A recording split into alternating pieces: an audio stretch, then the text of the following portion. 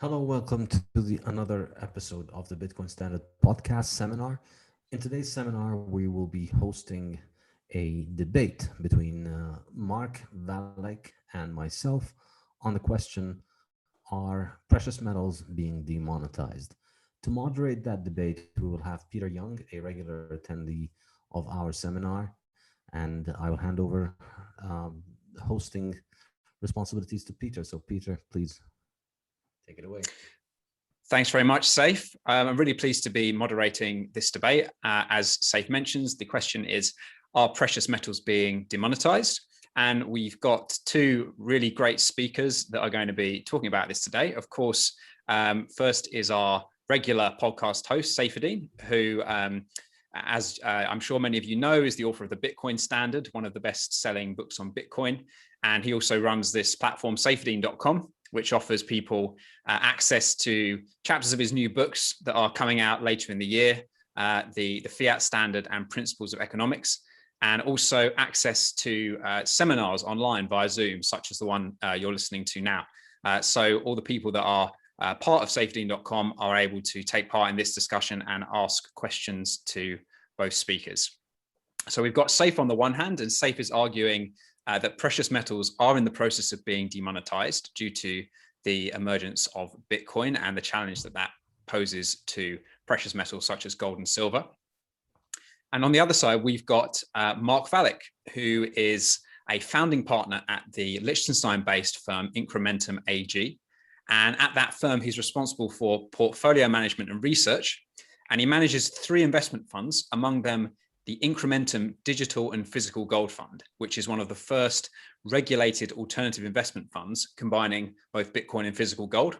So Mark is very much someone who is a supporter of Bitcoin and a supporter of gold, and he sees the two assets as different complementary assets, and he's very positive about the future of both of them.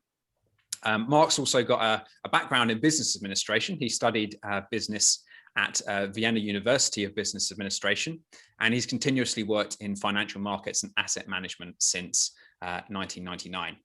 He's also a reader at a Austrian economics-based think tank called Scholarium in Vienna.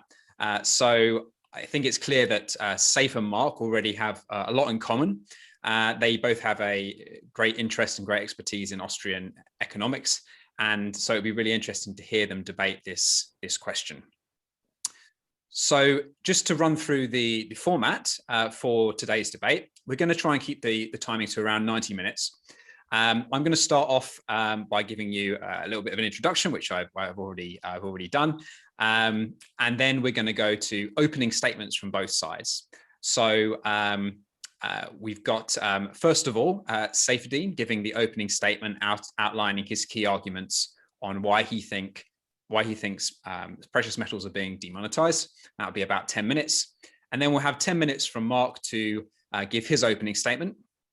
And then following that, I'm going to ask a couple of questions to each of the speakers on the topic. And then we're going to go into a free exchange for about 20 minutes, 25 minutes, but we can keep this flexible, see what feels right. We don't need to stick to the timing there too strictly.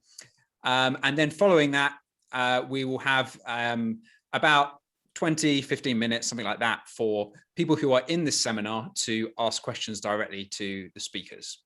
So that's the format we're going to follow. So if you're listening in and you're in the chat, please start thinking up some questions that you can ask as we go along, so that when we come to that final session, we can have some good questions for both speakers. So that's the overview of today's session. I'd now like to hand over to Saifedean to give a 10-minute overview of why he thinks precious metals are being demonetized. Thank you very much, Peter. So first of all, I'll begin by brandishing my gold bug credentials. This isn't Paul Krugman here or Keynesian trying to tell you that gold is just a barbarous relic and it doesn't matter, because I have no familiarity with the concept of hard money. As I'm sure anybody who's read my book will know, the book speaks more about gold than about Bitcoin. I was a gold bug for quite a while, And I spent quite a bit of time in my life studying economics from the perspective of gold and studying the monetary system around gold. And my work in Austrian economics and my research in Austrian economics drives me to think that um, gold is the free market's choice of money, and it has emerged. And there are very good reasons why it has emerged as money over the past thousands of years across the world in many different societies and cultures. So I don't deny the importance of gold's historic role by any means, but I think over the past few years, with the emergence of Bitcoin, and in particular over the last few years with the lack of price appreciation that gold has witnessed, I think we're beginning to see the demonetization for gold. This is something that I'm increasingly convinced with, and it's not something that I used to think 3 years ago. It's something on which I've changed my mind about quite drastically over the last 3 years. I think a little bit more about my background on this question. Before I'd heard about Bitcoin, my idea I had an idea that I thought as a business idea, and I worked for quite a while on trying to build something like a gold-based Bitcoin, effectively a payment platform and app that would be backed by physical gold, where gold would be the money that people would use. And so instead of having an account, instead of using PayPal backed by dollars, you'd have something like a PayPal, but that is backed by gold. And I spent quite some time trying to make this happen and trying to make it come into existence. And in the process, I learned a very, very expensive lesson about the limitations of gold and the problems of gold. And the reason this lesson was expensive was that I spent these years um, ignoring Bitcoin, even though I'd heard about Bitcoin, ignoring Bitcoin and not taking it seriously. And in retrospect, if I'd spent that time washing dishes and put that money into Bitcoin, it would have been a far, far better investment than anything that I could have done with a startup on gold. So I think, having spent some time looking into it, I think the main problem that gold has, which I think we really need to confront as a problem in gold, and not just continue to blame it on government as if that is just an external an external factor, because government is a given part of life in the current world. The problem that gold has is that it has very low salability across space. It has very high salability across space if you compare it to other metals. In other words, you can, 1 ounce of gold is worth about $1,700. So you can carry quite a bit of value in a small amount of weight, which makes it easy to move it around compared to iron, copper, or silver.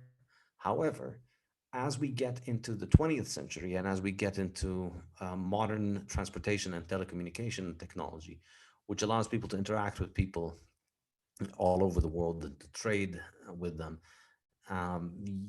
the salability of gold becomes extremely low. And so shipping a gold coin from Europe to the US is very expensive. Shipping a gold bar is quite expensive. And so in the Bitcoin standard, I make the case for why gold won its monetary role based on the fact that gold had the highest stock to flow, and therefore it has the best salability across time. And that makes it essentially most likely to accumulate value and most likely to continue to appreciate over time, and therefore it drives out all competitors. And this was true up until the early 20th century, but then, or arguably it is true even through the 20th century, because we moved to a fiat monetary system that is true. However, the fiat monetary system itself is based on gold, in that the central banks still hold gold and they still settle trades between themselves in gold sometimes. And ultimately, they don't really trust each other's paper. They mostly trust the gold that backs these papers. and all of the current fiat currencies came from currencies that were backed by gold.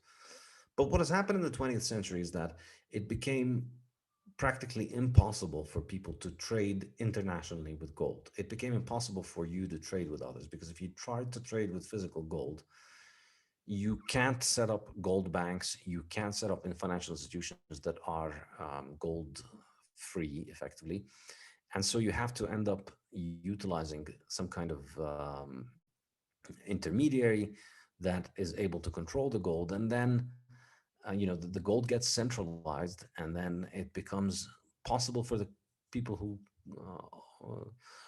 own it in a central location to issue more receipts for the gold that they have than the gold that they have than they have gold. And so that ends up essentially undermining gold's saleability across time, because if there are monopolies supported by government that hoard all the gold and give you pieces of paper backed by the gold, well, then making those pieces of paper is not as difficult as making more gold. And so it can be made effectively inflationary. And we've had gold based inflation throughout the 20th century, arguably, because um, it's the monetary system is built on gold, and there's no possibility for building an alternative monetary system backed by gold. You can't just decide, you know what, I don't want to use my local national currency, which is hyperinflating. I want to trade with the rest of the world with a gold bank, and I'm going to open a bank that deals with the rest of the world with physical gold. You can't do that. There are no mechanisms for the settlement of trade in gold that can offer commercial banking backed by gold. And I think the fact that gold cannot be sent across the world very quickly, as is the case with Bitcoin, with very little loss of value, is what makes it vulnerable to this kind of attack by governments, and that's been the case for more than a century now. So primarily, I think that the main shortcoming of gold is the lack of saleability across space.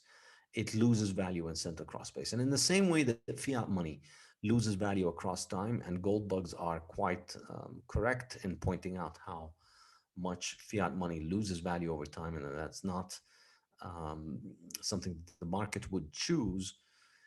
It's undeniable that in the same way, gold loses value across space when being transferred across space. If you wanted to move money across space, then with gold, you're going to lose a fraction of the value of gold as you move it across space. So now this limitation, the main limitation, is something that has been existed for about a century, and but I think what has changed now in the past few years that makes me change my mind is that until a few years ago, there was no credible alternative that could have that could develop a hard monetary system. There was no credible monetary asset around which you could develop a hard monetary system. And so if there was a collapse in fiat currencies, you would expect people to run to gold. And as you see more inflation, you would see more and more people run toward gold. I think, if 2020 happened and there was no Bitcoin, you would have seen people like Michael Saylor probably going toward gold if Bitcoin had not existed. Or, well, Michael Saylor would have probably invented Bitcoin, but if he hadn't, he'd probably go toward something like gold. But now, with the presence of Bitcoin, and I think with the growth of Bitcoin to being over $1 trillion in valuation, which is more than, I think, a tenth of gold's valuation at this point, Bitcoin has become a credible alternative. And so you're going to see a lot more of the money that is looking to escape inflation go into Bitcoin. And because Bitcoin doesn't have as much existing supply and existing demand, the potential for growth in demand is enormous, and that potential for growth for demand will likely drive, uh, encourage more people to enter Bitcoin. So $1 trillion, $1 new trillion into Bitcoin will cause the price to double, but $1 trillion into gold would only cause the price to rise around 10%. So there's far more potential for appreciation in Bitcoin. And I think ultimately, the fact that gold over the last 3 years has failed to rise in value and has, even as the dollar has inflated heavily, the fact that gold has not risen in value means that it's continuing to drop in value in real terms. And this means that it's going to start getting used more and more in industrial applications. And I think this is really the key point. The fact that that gold's price isn't rising means it starts getting used in industrial applications more. And the more it is used in industrial applications, the more the stockpile is essentially being consumed. The more it moves away from being a hard metal because its stockpile continues to pile up, the stockpile that goes into industrial applications is effectively like gold being put underground again. Because in order to bring it into the market, into the monetary market for gold as a store of value, it needs to be made into a coin or a bar, and that effectively is like mining it again. So once gold has been put into a computer, it's effectively out of the stockpile. So the more of the global stockpiles of gold get employed in industry, the lower the stockpile of gold, and that effectively means a lower stock to flow ratio. And effectively, mining becomes a more significant, starts having a more significant impact on the daily liquidity of the market in gold. And that effectively means gold becomes less and less of a monetary metal and more of an industrial metal. So I think we're seeing this trend. And I think, the failure of gold to break out over the last few years and increase in valuation significantly as Bitcoin has continued to increase. And the fact that Bitcoin has gotten to within 10x of gold's market capitalization means, I think, that the writing is on the wall, and I think gold is losing its monetary role, just like silver has lost it before. Okay, well, thanks very much for that, Saifedean. So we did run over a little bit on the timings there. So Mark, if you want to take about 11, 12 minutes, that's fine. Do you want to, I'll hand over to you to give your case as to why you think precious metals remain in the game and are still are not being demonetized. Great, thanks, Peter, and thanks, Sai, for the invitation. That's I appreciate that a lot.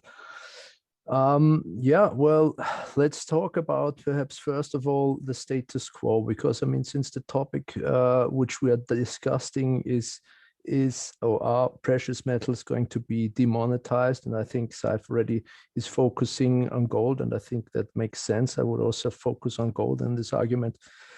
Let's have a look on the status quo. In the narrow sense, gold is obviously not money, so it in the narrow sense can't be demonetized since it's not money in the narrow sense, I would say. But perhaps in the broader sense, it definitely is a store of value, and let's take this definition as demonetization. So Saif basically argues that gold will more and more be demonetized in terms of less and less be used as a store of value, and I really don't think that is the case. I think actually that what is going on right now is quite interesting, because this discussion is quite timely, since the Bitcoin camp, and I consider myself also a part of the Bitcoin camp, but let's say Bitcoiners, which only focus on Bitcoin and nothing else, are increasingly talking about that gold is not doing its job. So let's have a look. What did gold do in terms of price appreciation or depreciation? I want to push a little bit back on what I've already said. So yeah, it's let's focus on dollar terms. 2021, this year, gold price is down almost 10%. 2020, however, was a good year, so gold appreciated 24.6%. So that's nice. I mean, obviously, nothing in terms of Bitcoin, but it is rising. Same thing in 2019. So we had almost 20% rise. flattish, slight minus in 2018, but again, double-digit returns in 17 and 16, also almost 10%. So we have been seeing rising gold prices until summer 2020. So this is been going on for half a year now, more than half a year, that the prices are falling in gold. I grant that. Don't want to go too much detail why I think that is the case, but just one reason, and that's probably the main reason, is rising yields. So market expectations are perhaps factoring in some yield interest rate increases in the US, perhaps not in the short term, but in the medium term. The question is if that is realistic or not.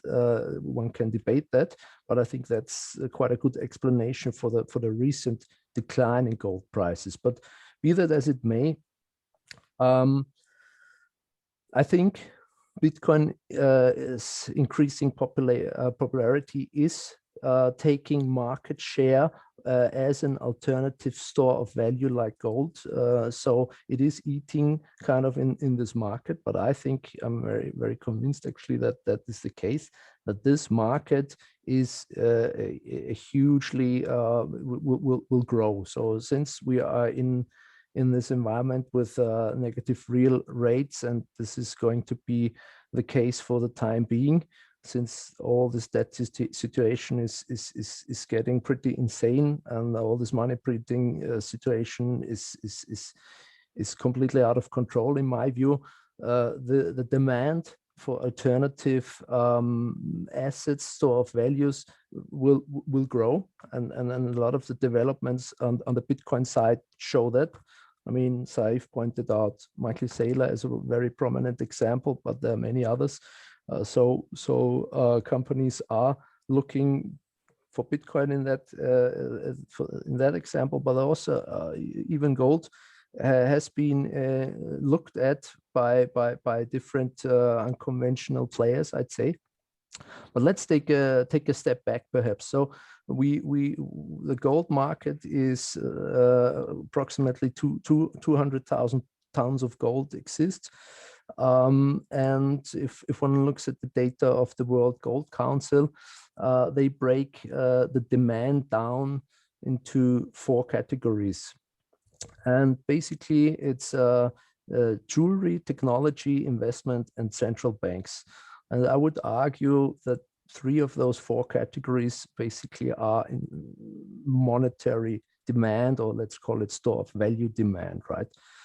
So the technology demand is, as Saif also pointed out correctly, currently pretty low. I'd say people value gold's property as a store of value higher than currently the physical properties which are very interesting of gold. This is oftentimes not seen correctly, because sometimes people argue against gold that it has no purposes, no physical purposes. It has great properties, but most of the time it's substituted by other precious metals or by other materials which are much cheaper, since people value the store of value property higher than the other industrial values. But so currently, as I said, I'd say it's roughly 10% industrial demand and roughly 90% investment or store of value demand via central banks, investment directly via ETFs, or jewelry. And I think the jewelry component is quite an important one and an interesting one to think about, because what would have to happen if gold would be demonetized, in the sense of gold will not be used as a store of value? Jewelry basically is accounting for more than half of the demands of gold's demand. And within this jewelry category, the most demand comes from India. That's traditionally like that, but also China is big consumer of gold, or demand, perhaps one should say, because gold isn't consumed as such. So one really would have to see a complete change in the behavior of human beings. So we need, if we want to get an idea of will gold be demonetized, the question which we have to ask is, will the value preference of human beings change significantly, right? So I don't think that demand for luxury, the demand for physical luxury goods will dry out completely, because that would actually have to happen, that gold will be completely demonetized, and perhaps its industrial uses will increase a little bit, but all of the jewelry will basically be melted in and only used for industrial purposes. That would be the extreme scenario, in my view, of a demonetization of gold. And there are a few reasons for that, obviously. I mean, first of all, when one talks about gold as a store of value, doesn't necessarily be jewelry, but generally, it has some advantages relative to Bitcoin. So one of them, I don't want to focus too much on that one, but I think it's worth mentioning, is anonymity. So gold has no public key, so it is purely anonymous. Not so with Bitcoin. But another one, which in my view is more important, especially as long as we live in a fiat currency world, which in my view, unfortunately, will be for the time being still, is volatility. So, and this is also being discussed a lot. But volatility of Bitcoin is high, and this argument is often being debated. And I think Saif and a lot of other people are of the view that the volatility is going to fall. I think it could fall a little bit, but I just looked up the numbers. Historically, it actually only fell in the first few years. If one looks at, say, for instance, 30-day moving average on daily volatility of Bitcoin, when one saw 2020 spikes of volatility, which exceeded the 2017 volatility, and actually the volatility has been oscillating since I'd say 5 years. So volatility hasn't dropped significantly in the last 5 years, at least. I don't think it will drop significantly either in the next few years, at least. It could drop somewhat with an increased liquidity. But the main reason for that being, and that brings me back to the point I mentioned recently, is jewelry. Let's put it differently, is non-monetary demand. So gold has a big advantage relative to Bitcoin in that sense that the jewelry demand acts as a buffer for volatility. So we have then this pattern is well established in the gold market. What one can see is in years of relatively big price increases, which mostly are triggered by an increase of investment demand, the jewelry demand drops. Again, going back to the biggest consumer, India. Indians substitute gold for other metals, probably mainly silver or other jewelry, in these years when the prices increased too rapidly. So the demand from the jewelry actually goes down significantly. We saw that last year, and what we're seeing this year again, jewelry demand is increasing significantly. So that the demand is kicking in again from the jewelry side. And so what may be an advantage for Bitcoin as money, that is, it has only monetary demand, in my view, is a disadvantage for Bitcoin as long as it is only a store of value in terms of volatility. So one can make the argument, okay, I'm hodling Bitcoins and I don't really care about the volatility. Actually, in fact, it has also advantages if one stacks stats, because the dollar cost average effect is much better with a high volatile asset. But still, if one needs to store value out of the fiat currency system, and one has saving objectives which aren't that far out in the future, obviously the volatility is a problem, because you can't really know if you want to save for a car perhaps next year if Bitcoin doesn't drop 50 or 70%. It's just a fact. It happened in the past, and I think Saif will agree that it can happen again in the future. So for shorter term savings objectives, the high volatility of Bitcoin is a disadvantage. So in that sense, gold offers a different risk return characteristics. My view as a portfolio manager is this is all no problem. One can build a perfect portfolio which combines both assets. That's what I do actually, because I think it's the most prudent thing to do for medium-term saving objectives, for instance. So this is just a different animal, and I don't think that this will change so shortly. And I give you another reason, and that will be my final reason also.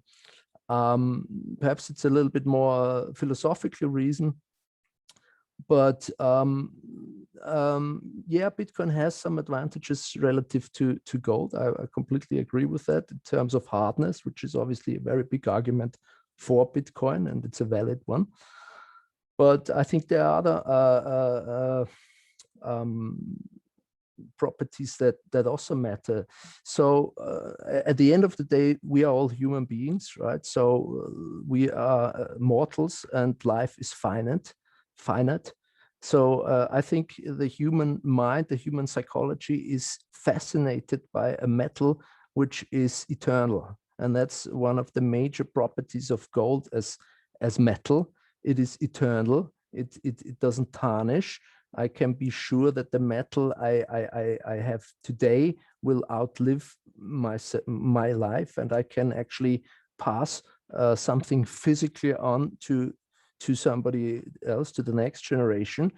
In the case of jewelry, one can also celebrate one specific moment in one's life. For instance, if a child is born, you send you give away a ring to celebrate this, because you want to mark the time, this specific time, and you want this ring to be perfectly the same for eternity, basically.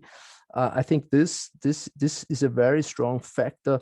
As long as we are all living in a physical world, I think the desire for a physically eternal metal will not vanish. So this is a big part of my argument, actually, philosophically. And I think also, last remark on this, actually this whole COVID pandemic may even have shown people to value real life experiences much more again. I mean, we're having this very convenient meetings all day, kind of now today, it seems, over the internet. This is the digital world. Everything is getting more and more digitalized, and that's why I totally grant that Bitcoin's role is a valid one, and its role also as a store of value will most probably increase. It may even take some market share from gold, but I don't think that we are going to live in a fully digitalized world. And I think we will value the physical experience as human beings, and therefore we will also keep on valuing physical gold. Thanks very much for that, Mark. That's great. So I'd like to direct the first moderator question to Saif, based on that final point that Mark made regarding gold being eternal. And the first question I have relates to the Lindy effect, the idea that things that have existed for a long time are more likely to continue to exist in the future. And with gold, we know that it's got this thousands of years of history. And although Bitcoin is now got, but every day it has a longer track record, and it's showing that it's resistant to various attacks on it, there will never be a point in time when we know Bitcoin has definitely succeeded. There will always be uncertainty around Bitcoin due to its complexity and the fact that there are unknown unknowns that could disrupt its proper functioning, whether those be from government or whether those are technical problems that we know from past experience. Bitcoin has perhaps come close to experiencing at various points in the past. I'm thinking of times like the block size war of 2015 to 2017.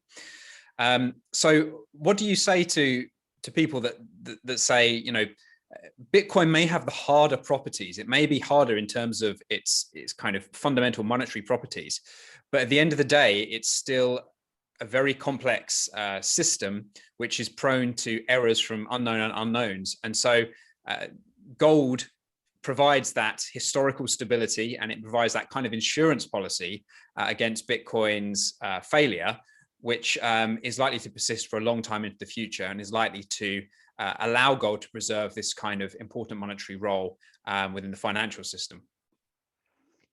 So I think I'm generally developing an aversion to argument from heuristics. So people think that, Lindy effect, all right, things that have been around for long should be around for long. Doesn't mean that it should apply for the example that we're talking about right now. And so invoking these kind of incantations as if they are an argument, I find to be unconvincing. So the Lindy effect, it didn't save the horse carriage from the car, and didn't save the typewriter from the computer. There are all kinds of examples of technologies displacing others. So yes, things can survive, but just simply saying that this has the longest track record is not necessarily imparting a lot of knowledge or information. What really matters is, I think, a more useful analysis would look at things from first principles. What is the problem that money solves, and how can gold solve it versus Bitcoin? Now, to the extent that the Lindy effect matters, to the extent that the history matters, it matters in the case of money. It matters to the extent that it allows for a larger pool of liquidity, and therefore allowing more salability for the asset. And so in that sense, yes, definitely gold is 10 times larger than Bitcoin right now. And so, the thousands of years of history do count for something. And that's why, if you see some discussions where I discussed this question 2 or 3 years ago, I'd be, back when Bitcoin was around the 10th of how big it is now, when the price of Bitcoin was around $5,000, $6,000. At that point, gold's liquidity was around 100 times larger than Bitcoin. And so the Lindy argument carried a lot of weight in that sense, because, the thousands of years of history meant 100 times larger liquidity. Well, now the liquidity is only 10x, and Bitcoin has achieved has achieved 10% of gold's liquidity in 12 years. So I think, there comes a point in which you need to stop being so sentimental about your typewriter and just look at all the amazing things that a computer can do. And so, obviously we're not going to live until we see a 5,000-year-old Bitcoin, so that we can then say that, all right, it's done what gold has done so far. But the reality is that with every day that Bitcoin survives and every day that Bitcoin doesn't fail, it continues to demonstrate its likelihood to survive longer. And so with every day that its liquidity increases, it closes the gap on gold. And so the advantages of longevity become lower and lower. But I think I'd like to go back to Mark's. Mark made a couple of good points that I'd like to address. I think he makes a very good point when he says, if you look at gold currently, you see that only about, 10-20% goes into technology and industry, whereas something like 50% or 40% goes into goes into jewelry. So jewelry and technology together are around 50%. So if you think of it, currently gold is 10% an industrial metal, if you think of it as only as a technology. But, and then it's about 50% store of value and 40% jewelry. So the question then is, what should the jewelry count as? And I would say, if we look at what has happened with silver over time, we're seeing something similar with gold. And I think we can say that an increasing chunk of the jewelry demand for gold is no longer really there for monetary purposes. It's becoming more and more just, the value of the gold itself is becoming a smaller and less significant part of the total value of jewelry pieces. Um, and we saw that happen with silver as well, to the point where,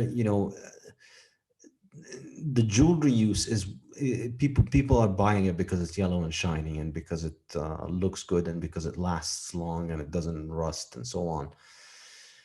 And that's different from store of value demand. They're not buying it in the sense of, I know I'm buying this necklace because if things go bad, I can pawn it.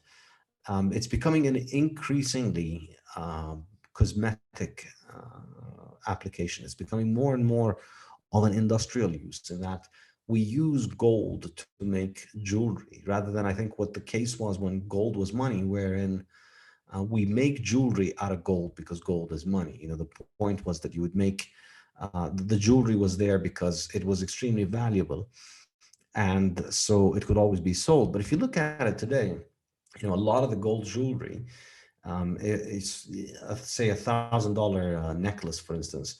If you were to boil it down and see how much gold there is in it, the gold will not be $900. The gold will be much smaller chunk of the total market value. So if we look at what has happened with silver, we see that similar process took place, where now there's a lot of silver that is in jewelry, but it's a very small fraction of the price of the jewelry piece. And you can be sure that people buying small necklaces of silver, or people buying silver tea sets, are not buying it as a monetary asset, and have no intention of using these things in a monetary capacity. They're buying them for the properties of the metal itself. And so we see this, and I think this really drives the point home that it is demonetization, because the price continues to fail to keep up with inflation in real terms. Like, if you look at it, the price of gold has been practically static for the last 10 years, since 2011 until 2021. It has gone up and down between 16 and 1900, maybe dropped a little bit less, hit 2000 briefly. But over those 10 years, it's not gone up. But over those 10 years, the amount of dollars out there has gone up enormously. The cost of living, the cost of real estate, the cost of other kinds of hard assets has gone up enormously. And so you would have been better off, if you wanted to store value, for all of their shortcomings and all the risks involved. There's no denying you'd have been better off putting your money in stocks, or in other kinds of financial assets. In real terms, gold is just becoming less and less valuable, and therefore it's becoming more and more affordable to be included in jewelry, and it's becoming less and less significant as a part of jewelry applications, as a part of the total cost of the jewelry piece. Thanks for that, Saif. So I think what I'll do now is I'll turn one kind of follow-up question back to Mark as moderator question. And then after that, we will just put this to a free discussion between the two of you before the final question session from participants. So my question as a follow-up to Saif's comments for Mark relates to this idea that gold is going to remain when, if you think Bitcoin is a harder money, that gold is going to kind of retain this monetary value. If we look back at history, if we look back at seashells, glass beads, animal teeth, iron bars, whatever it happens to be, we see that because of the network properties of monetary goods, it's always the strongest money that tends to outcompete all the others. And we had a bit of a dynamic with gold and silver for a long time, but a lot of people would say that silver is now becoming, relatively demonetized, and it's been gold that has been the most important monetary metal, prior to the rise of Bitcoin. So don't you think that history shows us that it's really hard for there to be two different kinds of monetary asset that exists that are kind of competing for the store of value market, that aren't, things like tangible yielding investments? And doesn't that slightly undermine the idea that gold is going to exist for a long time, whilst we have this harder money Bitcoin that's competing against it? Yeah, I think that's a good question. So let's talk about the gold silver example you gave. And it's true, silver was demonetized, I'd say roughly around this turn of the last century. It started, and one can see it pretty nicely in the gold silver ratio, which was pretty constant and low, 15-ish, and it rose. So silver lost value relative to gold, and I think it's a good argument if one says that was due to the fact that it lost part or a lot of its monetary premium. I would agree with that observation. When it comes to comparing gold with Bitcoin, well, this is really something new. I mean, the innovation that Bitcoin gave humanity. I mean, one of the many things, but I think that the core is it made digital assets possible. It made scarcity possible in the digital world, right? So in one case we are talking about a digital asset, obviously, in the other one about a physical one, and so the question is, will every store of value be completely digital at the end of the day? That, I think, is the question. And I, as I pointed out in my introductory statement, I don't think so. I think the physical part of us human beings, the physical part of the world, will keep on playing a significant part in our lives. And as such, I think there, in this case, can be the demand for two different store of values, especially as long as we do live under a fiat currency system, because then the demand for saving or storing value out of the fiat currency system is very high, and it will continue to be high. The demand for alternative store of values is high, and as both these assets have different properties, I really think they go together pretty well. That's perhaps the short to the medium term. The long, for me, the bigger perhaps thought experience or question mark is what would happen to gold if we really had a Bitcoin standard. So that's a little bit more tricky to me to answer, because if we have if Bitcoin doesn't have any volatility anymore because it's the unit of account, right? Then probably you don't need gold for this classic store of value, because the main advantage of storing your value in gold out of the government currency was, you knew it will not be diluted by inflation, and it has no counterparty risk. So if basically this problem is solved, then I think that the demand for gold really could drop significantly in terms of store of value. Perhaps if I may just go back to one point Saif made, so regarding jewelry, I think that's again very important. Is it a store of value, or is it just kind of is it for what reason is jewelry bought? And I think in many cases, especially I alluded to India already, the dowry is a huge component, obviously. For the demand for dowry is huge, demand for gold. In these cases, it's clearly a store of value, and it's also in the Middle East. I mean, I've been to the souk in Dubai, and I was really I knew that I had heard about it, but especially went there to see it with my own eyes. The philosophy around the gold market in Dubai is 100% store of value. I mean, you see bid-ask spreads, you see the current spot rates, and the jewelry they offer is not mostly. I mean, they have obviously handcrafted stuff where a lot of working power goes in there. But if you buy a jewelry for store of value purpose, you can identify it pretty easily, because it's not huge. It's the pure gold. So they have 99% gold for their jewelry. They have, for instance, I took pictures of that, like a net of medallions, where you have basically this kind of coins, which you can just wear. You know, you can wear your gold and run, basically. So that's, for me, it was a clear indication that this is totally the idea for buying this kind of jewelry was totally for the store of value motivation. But in the Western world, I agree. In the Western world, that's probably not the main motivation. But the Western jewelry demand, I think, is not the primary demand for when it comes to gold.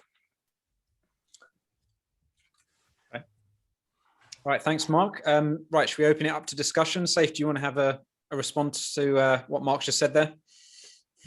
Well, I mean, definitely, of course, I think the strongest point Mark has is the fact that dowries in India and the Middle East and in many places all over the world continue to be denominated in gold. And so there's an enormous amount of demand for it. But if I go back to his comments earlier when he was discussing the volatility of Bitcoin and the volatility of Bitcoin being a problem, he was saying that the gold has an advantage over Bitcoin because it has jewelry demand that fluctuates based on what happens to the price. So when the price of gold rises a lot, jewelry demand declines, and so that alleviates the big rise. On the other hand, if gold price is dropping, then jewelry demand rises and people buy more jewelry. However, I think that itself is, and I agree with Mark that this seems to be the case, but I think that this suggests that a lot of that jewelry demand is not a store of value demand. People are not buying it specifically for store of value because it's acting counter-cyclically in a sense that people are buying it when it's dropping, and it's the fact that they're buying more suggests that it is behaving like a normal market good. So this is, you can buy cheaper jewelry, you can buy more jewelry, you can get a nicer necklace because the price of gold is dropping. So if it was a purely monetary demand, I don't think you would have this dichotomy between investment demand and jewelry demand. They would move in the same direction. And I think the bigger point here is when we need to ask ourselves, what is it that gives gold this stability in its value over the years? So one way of thinking of it is that gold is stable in terms of its value because of the jewelry demand counteracting the store of value demand and picking up the slack. And so effectively, it's like a sponge that people demand at a store of value, and then whatever, if it's too much or too little, the jewelry demand corrects for it. That's one way of thinking of it, but I don't find that entirely convincing. And you can't have it both ways. Either jewelry demand is store of value demand, in which case it can't behave, or in which case, why would it behave counter-cyclically? So I think that's not a very good explanation for the stability of gold. If I were to offer my explanation for the relative stability of gold in value over the years, and I discussed this in the Bitcoin Standard. If you look at If you look at the price of gold or if you look at the price of commodities, basic commodities in terms of gold, over hundreds and thousands of years, obviously it's not constant, but it's held on to the prices much better than other kinds of goods have. And I think this is quite, I think my explanation for why this is the case is because gold has the lowest elasticity of supply. Gold has the lowest supply responsiveness to demand. The fact is that because gold's supply stockpile is closest to constant, that's what gives it the unique monetary role that allows everybody to use it as their unit of account and their store of value.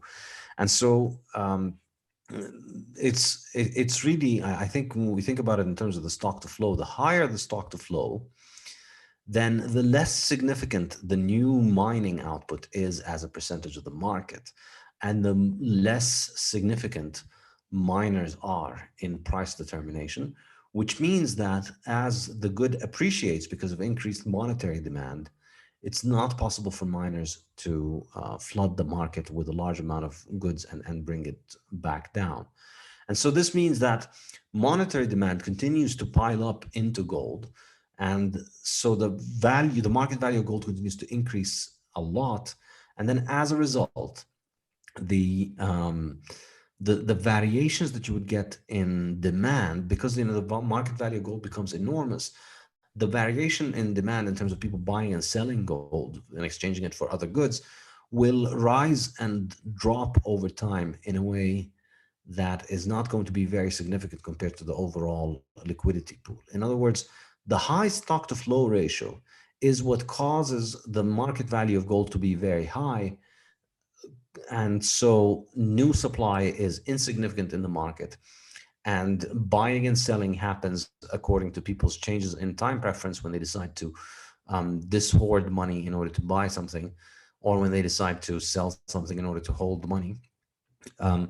So these variations will just end up naturally becoming a smaller and smaller dent in the gold price as it has increased. And so what has driven that in my mind is the high stock to flow ratio.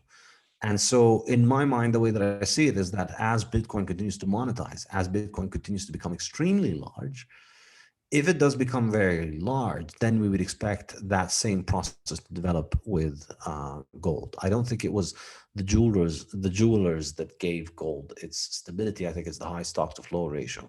Once Bitcoin's market cap is large enough and the stock to flow is very high, then at that point, mining is going to be utterly insignificant, and then small variations in demand are going to not matter. So this is how I would like to think of it. And so therefore, I think, in the long run, the volatility of Bitcoin is gonna subside. When Bitcoin crosses the 10 trillion mark, I think we'll see a decline in volatility. And then on the other hand, I'd say that this drives me to think that more and more of gold's jewelry demand can't really be viewed as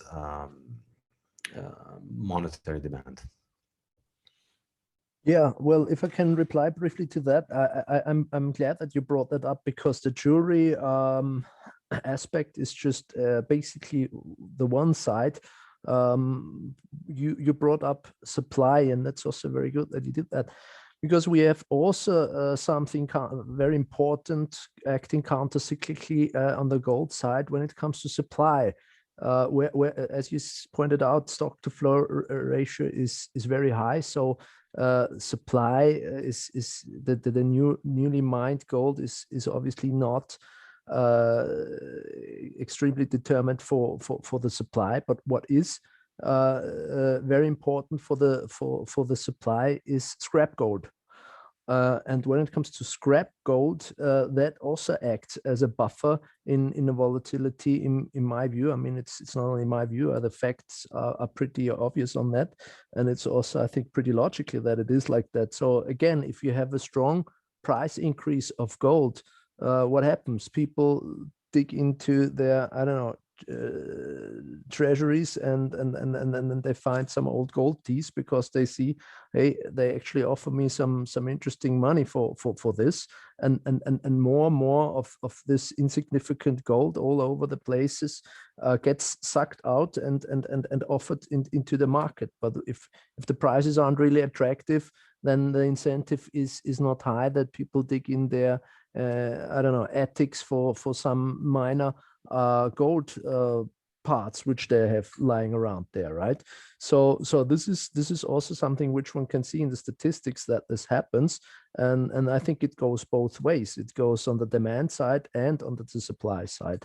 So again, I'm only talking in a fiat currency system. I'm talking about how the price of gold acts in a fiat currency system, and it is not the unit of account. It is not money, but it is still all over the place. And when the price fluctuates, you have especially these two dynamics, which I do think are quite important to buffer volatility. And one last thing in that regard, I mean, we do write in Gold We Trust report. That's an extensive analysis on gold, and what we saw there, and I mean, it's also common knowledge, but I think it's quite timely again.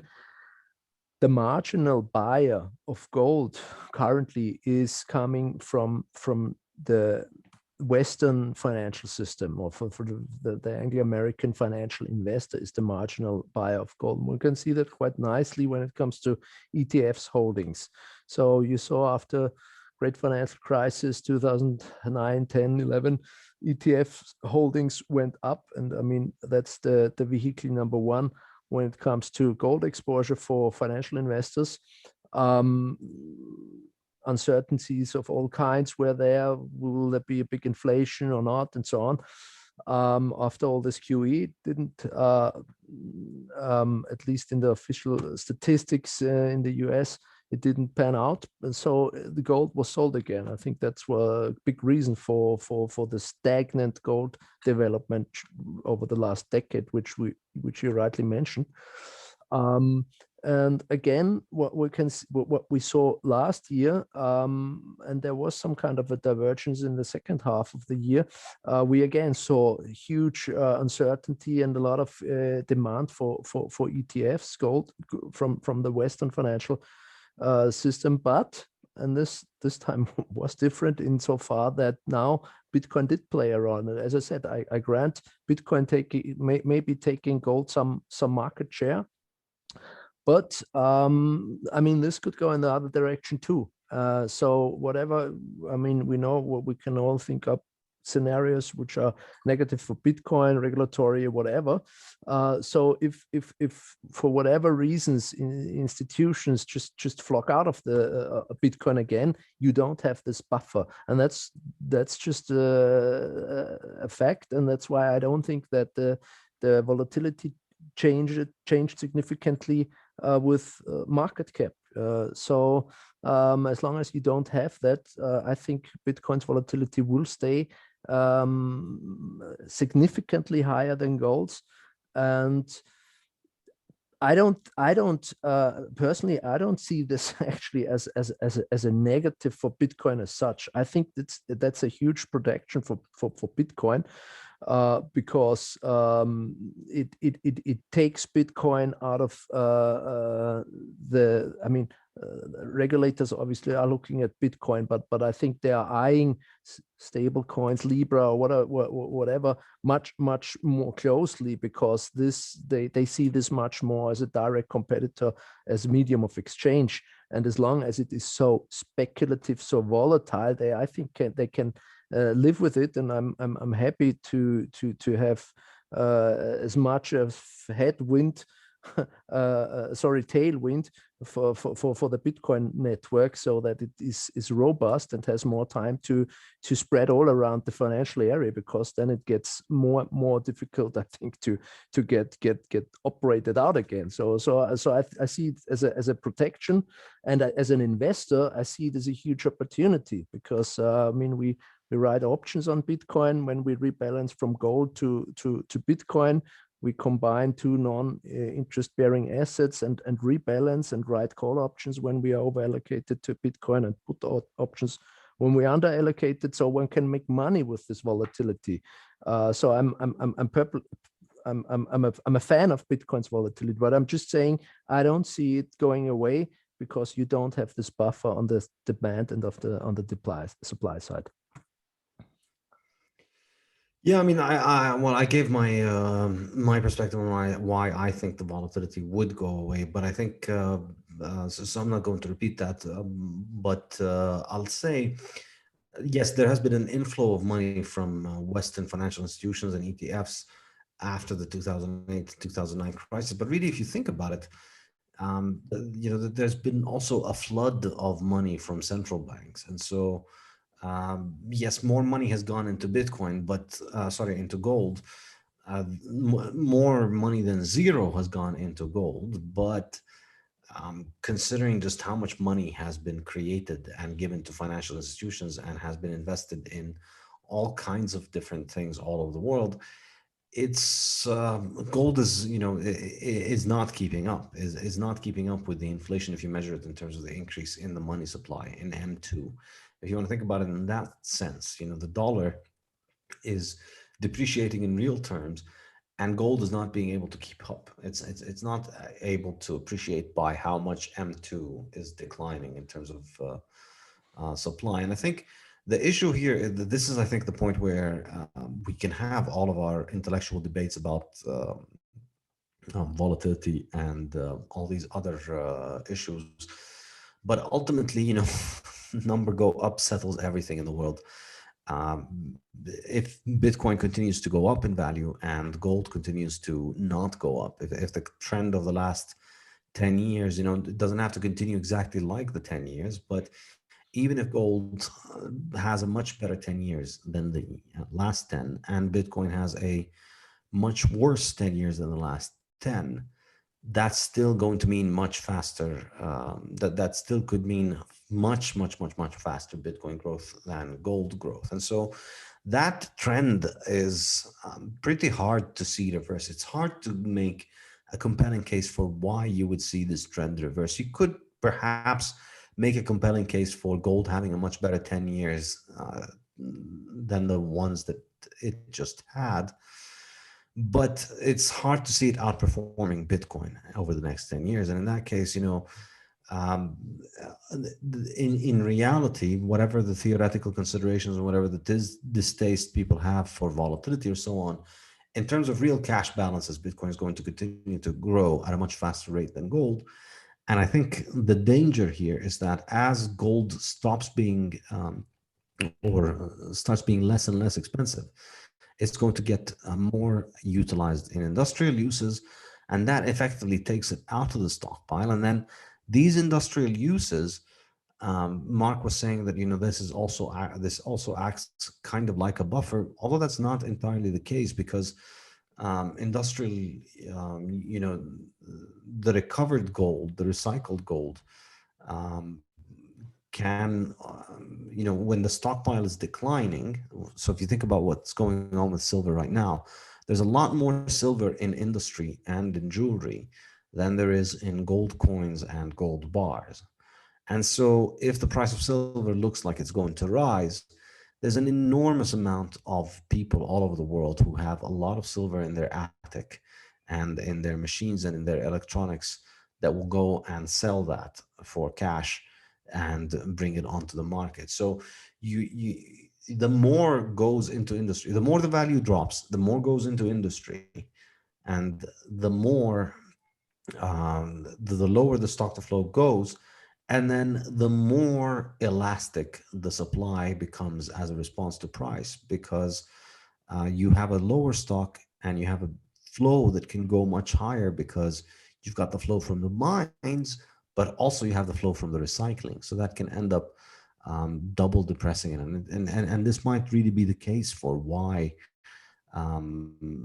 gold's demand has been, or why gold's price isn't taking off, because as soon as it starts to take off, all these kinds of jewelry and industrial uses start becoming all of these applications of gold start finding it more profitable to sell gold onto the market, and so you get a new increase in the supply that brings the price downwards. So I think if you look at silver in the last 150 years, silver has dropped continuously against gold in terms of its price. The gold silver ratio in 1870 was about 14, 15 to 1, meaning you could exchange 1 ounce of gold for 14, 15 ounces of silver. Now it's closer to 100, and it's just been a continuous decline in the real value of silver compared to gold over that time. And I think we could be beginning to see something similar in terms of gold. And if you look at gold priced in Bitcoin, obviously you see this very clearly. But I think even if you looked at gold priced against M2 in terms of normalized for the money supply, you'll find that gold is becoming a less and less valuable store of value over time. Okay, well, if I just may give you an explanation, which you probably agree to, I think the question is valid. Why didn't do gold better the last 10 years, say, for instance? And I think in a nutshell, as I said, I think the most important investors in gold are the Western financial investors. So the marginal investors, that is. And we didn't see this huge inflation after the great financial crisis, at least not in the official statistics. And the people who allocate these assets, I think they adhere very much to these official statistics. They are not so critical towards them, and they had a better trade. So they went into stocks, they went into real estate once more, since the inflation trade didn't happen out of gold into financial assets. And the big question, in my view, for the gold price, for the development of the gold price is, will this happen again after this another big QE catastrophe which is going on in this since 1 year now, and if the official price inflation will go too high, or if the price inflation cannot be hit, however you want to say describe the situation, I do think that most of the asset allocators initial reflex is, okay, now we've got an inflation problem. Where do we go to? We go to gold, because still it's a fact. Bitcoin, they're looking at it interestedly, and some of them are investing, but the association number one when it comes to price inflation, I think, just from history, is gold. And so equities may have a much more difficult environment than we saw the last 10 years. In the 70s, the last periods where the US had high inflation rates, equities were really bad. I mean, they went basically sideways, but in real terms, you lost money in equities. Commodities were great. Gold and silver were the place to be. And I think under these circumstances, and this is actually also my main scenario, I think the financial investor will rediscover gold. And that doesn't mean that he will dismiss Bitcoin. And I agree with your premise that Bitcoin may outgrow the gold market. I hope so, actually, in fact. But gold is not dead, also not for the financial markets. I think gold will be discovered at least once more when inflation comes back big time. Right, thanks very much, Mark. That's some really great insights on both sides there in the discussion. As we've been talking, I've had some questions through on the chat. So the first one I've got is from Marquita. Marquita, do you want to ask your question?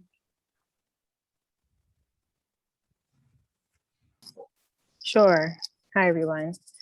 So my question is actually for Mark.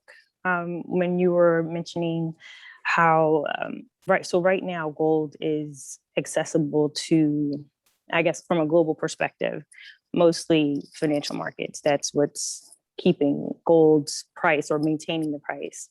Do you think gold tangibility is valued over Bitcoin's accessibility? You know, over time, assuming we iron out all the kinks, and we've seen that Bitcoin has outperformed gold over time, do you think that humans will come to value accessibility of Bitcoin because it can improve their life, essentially, over the tangible, sentimental, ornamental value of holding on to gold that they can't reach anyway? I'm just curious of what you think of that. To some extent, I do think so, because as I said, granted, Bitcoin has advantages over gold, and I mean we all probably all know this back and forth between gold versus Bitcoin, what's better and so on. But I think I saw some golden rings on your fingers, if I'm not mistaken. So you seem to be a little bit of a fan of some jewelry, right? So I don't know if you are planning to sell it for some Bitcoins anytime soon. So you know, it depends on your motivation. You know, I think people will increasingly stack sets. So if it's really like the saving motivation, is primary, then that may be an advantage for what you said is the accessibility of Bitcoin relative to gold. Although obviously the new technologies also make gold pretty accessible. One has to say. So if you want to save in gold, that's easily done too today. But I think that's part of the dynamic which is going on already. That's why Bitcoin is gaining market share relative to gold. But but even at the rate that it's gaining market share and the potential for Bitcoin, I guess, do you see gold appealing to more of a mass market for the purpose of storing not just storing their value even, but even just improving the quality of their life overall? Will gold be able to do that, in your opinion? Well, it's also obviously a demographic question. I mean, you have this divide. I don't know where the line is. I don't know, somewhere in your 40s or so. It depends probably if you're a digital native or not. Then in my experience, it's easier conceptually to have something digital as a store of value or something valuable. Whereas if you talk to elderly people, they really mostly can't comprehend the whole thing. How can something virtual be precious at all?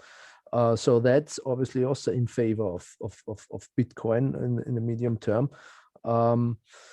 But still, as I said, I mean, I think as long as we have a fiat currency system, I think gold will play a role as a store of value. And even beyond that, I think jewelry and luxury will be in high demand in a hopefully soon to be established Bitcoin standard. I'd like to just add one thing, which is that I think, you know, gold and the market for luxury and you know, people using all of that stuff, I don't find that to be enhancing of gold's monetary role. You know, using it as ornaments and decoration is not something that's going to strengthen gold's monetary role. In fact, I think it would go the other way, because these are not liquid. These can't really be used as money. These need to be processed, so it needs to be mined again. So yeah, I think, you know, we can have a 10x increase in demand for gold as jewelry, and we could have an enormous amount of liquidation of gold from bars and coins and monetary forms, and to turn it into jewelry and ornaments and decorations and cups and plates and forks and knives and all sorts of things. And that would be the demonetization of gold. That would not be the monetization of gold. I think you know, gold or any money ideally would not have any market other than its monetary market, because having another market, the more other influences you have on the price, the more the less the less this money makes the less this money plays a monetary role, and the less the market is affected by monetary factors. Thanks, guys. So we touched on the issue of different monetary roles for gold, and and the idea of having a kind of jewelry value. And we also talked about the idea of gold being physical and Bitcoin being more intangible. Max has another follow-up question on that question of tangibility and physicality. So Max, do you want to ask your question to the speakers? All right. Thank you, Peter, Mark, and Saif. Mark touched upon this issue of physical versus digital, and this is something I've been thinking about for a while, because Bitcoiners themselves often talk about Bitcoin versus all the rest in these terms. And if I'm not mistaken, Mark mentioned the physicality of gold as a kind of advantage. I would like to offer a different perspective. Of course, gold is physical in a way that Bitcoin is not. That's for sure. We cannot make a necklace out of Bitcoin or anything like that. But see, sometimes I think about my Bitcoin wallet as a mathematical entity, a metaphysical thing. I can think of it in these terms. But behind it, there's tons and tons of computers, electricity, satellites, and all that. And all that is physical. Maybe not as tangible as a bar of gold, but it's physical. And for instance, I have a copy, an exact clone of my Bitcoin wallet, my hard wallet, which is in the hands of my brother. He has the custody in case something happens to me. And it was quite a physical experience, handing that to my brother, teaching him to press the right buttons, looking at the screen and seeing everything. This is physical as well. Think of someone giving. So my daughter is now 21 years old. It's time for her to receive her wallet. It's also a physical experience. And just to close this thought, what we can call the non-physicality of Bitcoin can also be seen as super physicality, omnipresent presence. For instance, I can get rid of my hard wallet, cross the Atlantic with 24 words memorized in my head, and I can replicate all that with a new device in another part of the world. This is ultimate physicality. And this is quite an experience. This is something very valuable. Can't that be perceived by the new generation as something equivalent or even better than holding a bar of gold and having it stored in your safe at home or something like that? Thank you. Well, I like your thoughts. I mean, this is well, first of all, let me clarify. I mean, I didn't bring in the physicality in terms of as argument that that's an advantage, or that's because of the physicality of gold it is somehow superior to Bitcoin. That wasn't my point.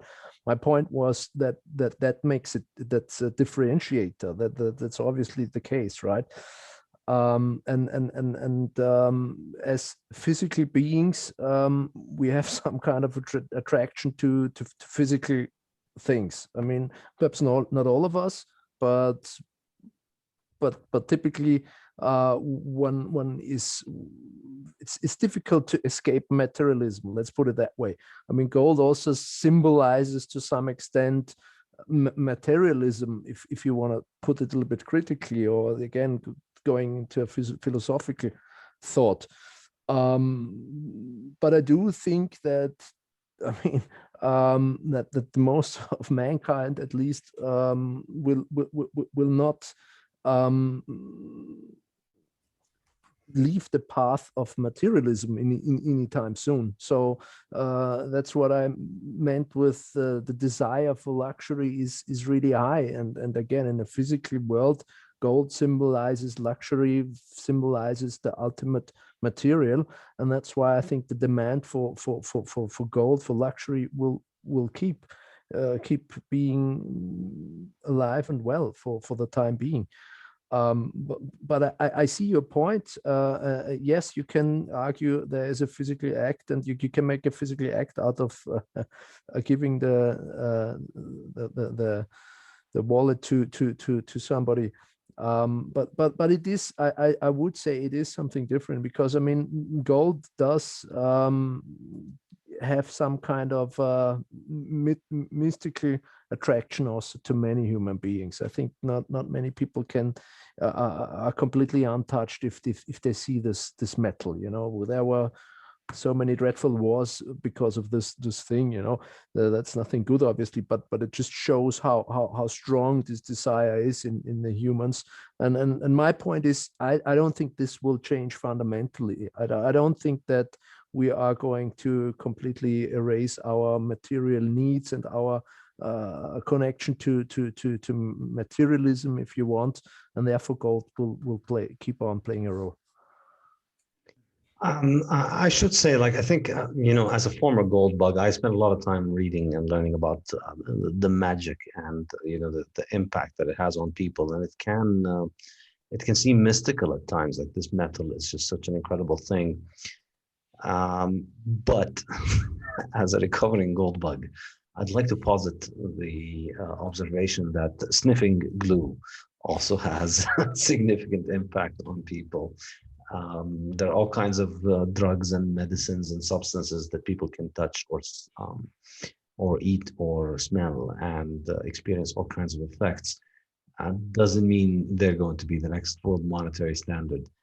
I think there's a place for appreciating this chemical and its properties and enjoying it in its arts. But I really think the monetary role, as I started studying money more and was confronted by Bitcoin, I think the monetary role is essentially a function of the stock to flow. It's not a function of the mystical feelings that people will get from it. And I think the physicality aspect of Bitcoin can be fixed. We can make essentially Bitcoin bearer assets that are tamper-proof, and then we could use them as in the same way that you use a gold coin. And I think, in the long run, as transaction fees are likely to rise enormously in the Bitcoin network, I can see that we'll have things like a gold bar, a Bitcoin bar. And in fact, in the previous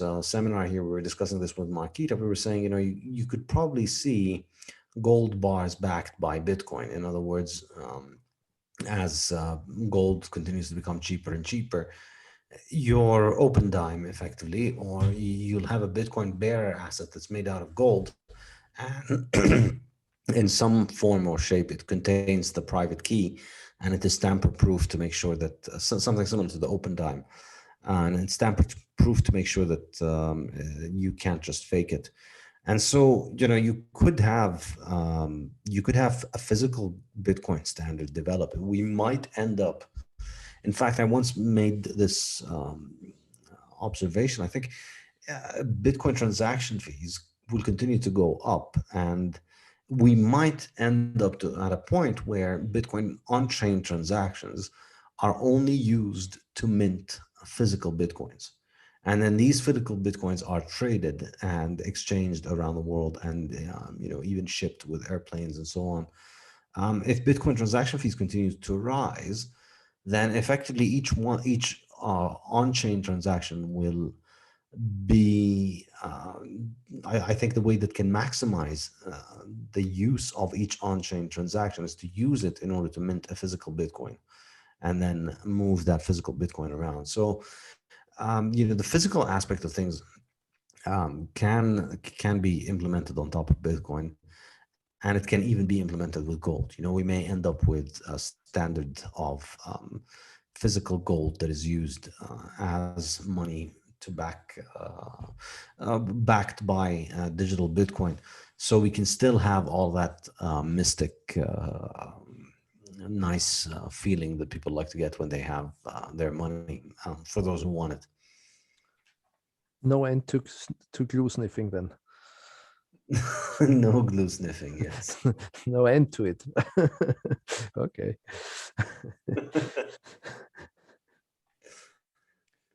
All right. Well, thanks to everyone for taking part. That's been a really fascinating discussion. We've touched on there some of the key issues regarding gold and Bitcoin, like the stock to flow ratio and the impact that some of these non-monetary properties that gold possesses have on the price, whether that makes gold better suited to becoming money or remaining money, and or whether those are actually disadvantages. That's a really interesting discussion that I took away a lot from. We talked a bit about gold's physicality and Bitcoin's lack of physicality, and how those two things interact, and how those impact on its monetary properties. Yeah, we've talked a little bit as well about the sort of psychological appeal of gold, and to what extent this is derived from its more functional economic properties, and to what extent there's something more to it than that. But yeah, for me, it's been an absolutely fascinating discussion. I'd just like to ask if both speakers have any sort of final comments for anyone before we round things off.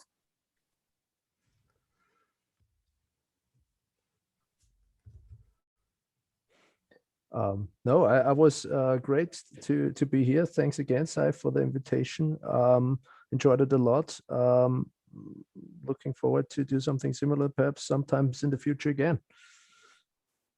Yeah, well, we'll thank you very much for joining, Mark. It's always fun talking to you, and maybe we should do this as a ritual every time Bitcoin 10x's in gold's terms. Fine with it. I will see if the volatility has really gone down then.